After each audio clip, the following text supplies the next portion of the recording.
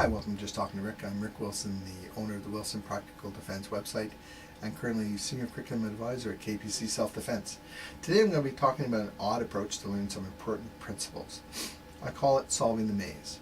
And when I messaged these thoughts to Rory Miller, he responded back asking if he was the only one who solved mazes backwards. And nope, I do too. But what am I talking about here? Well, if you look at a maze on a piece of paper, what's the goal? You'll either have one of two goals. There'll be a reward to get to in the maze, or you need to escape the maze. What are the rules? You can't cross the lines. Okay? So what do you avoid? Well, you don't want to go into a blind alley that doesn't lead anywhere.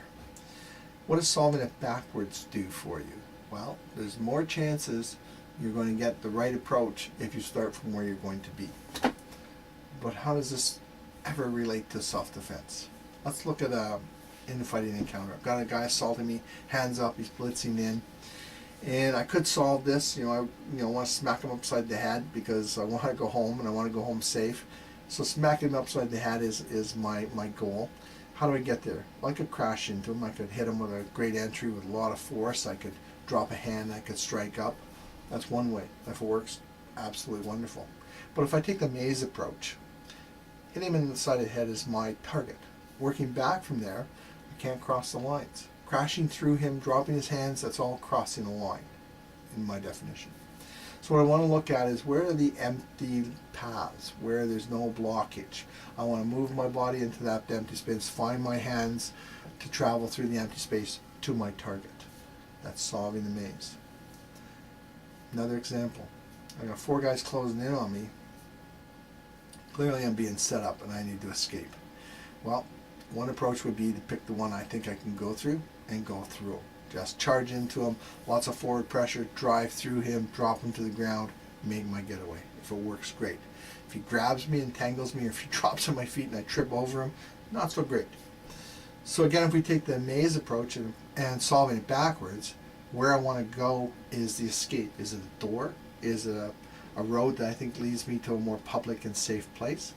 And then I look back between these 4 guys and where's my empty space that gives me the chance of getting through? And then stealing Rory Miller's stuff right from his seminar, I'm going to use my swim technique and get out and get to my safe place. So solving a maze means to fight in the empty spaces. Solving a maze means to move through the empty spaces. I don't clash. It's not crossing. That's crossing a line. I don't want to go into blind alleys. I don't want to get entangled with this person. And solving it backwards means I need to see the goal I want, work my strategy, my tactics, and my techniques.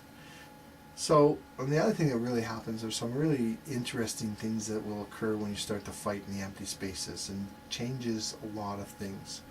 And so for me, the maze analogy works, and I've tried it with a few people and they seem to get it.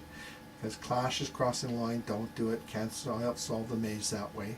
And working better gives a totally different way to see, backwards gives you a totally different way to see things and how to approach defending yourself.